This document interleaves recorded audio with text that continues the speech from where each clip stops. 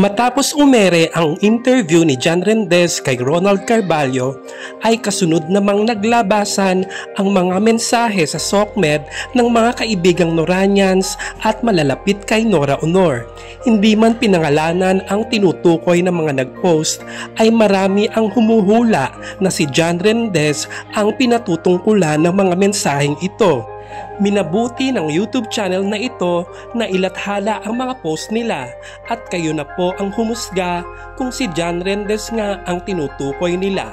Nauna nang mag-post ng maikling saloobin si Edgar Castro na kilalang malapit kay Ate Guy. Ang sabi sa post ni Edgar, "Kapal ng mukha mo. Lahat ng sinabi mo sa interview, puro kasinungalingan." Nagbigay din ng maikling mensahe si Jen Morera, ang isa sa mga nagbantay kay Ate Guy noong nasa ospital ang superstar at bago pumanaw. Sabi ni Jen, "Nag-isip ako ng maraming beses kung panonoorin ko ba or hindi yung interview. I-click ko na sana, kaya lang mas binigyan ko ng kapayapaan yung sarili ko kesa mainis ako dahil alam kong may nagsisinungaling na naman na tao. Manahimik na lang ako."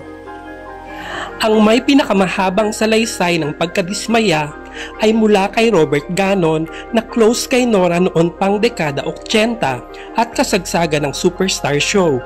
Pahayag ni Robert, "Napanood ko, pero bakit puro kasinungalingan uli ang mga pinagsasabi mo? Bakit di mo sabihin ang totoo na never mo siyang inalagaan? Pupunta ka lang ng ospital para kumubra ng pera tapos aalis ka na.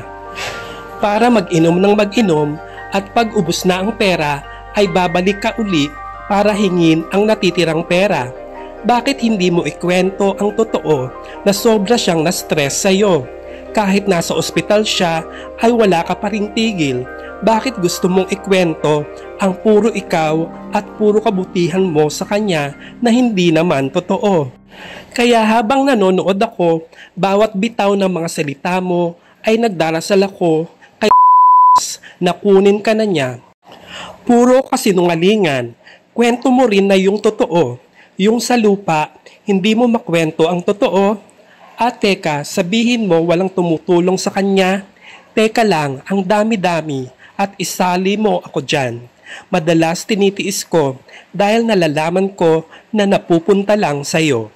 Ano kaya kung magsalita na din ang mga totoong nagbantay, mga nag-alaga sa kanya, pati mga malalapit sa kanya na sabay-sabay? Hindi naman ikaw nag-alaga sa kanya. Kahit sa huling buhay niya, ikaw ang nagbigay ng sobrang stress sa kanya. Tingnan mo kahit sino sa mga nakasama niya, ni isa walang naiwan sa'yo. Lahat sila ayaw sa'yo. Pigilan mo kakapa-interview ng mga kasinungalingan. Patahimikin mo na yung kaluluwa ng mahal namin sa langit. Okay lang sana kung totoo mga pinagsasabi mo eh.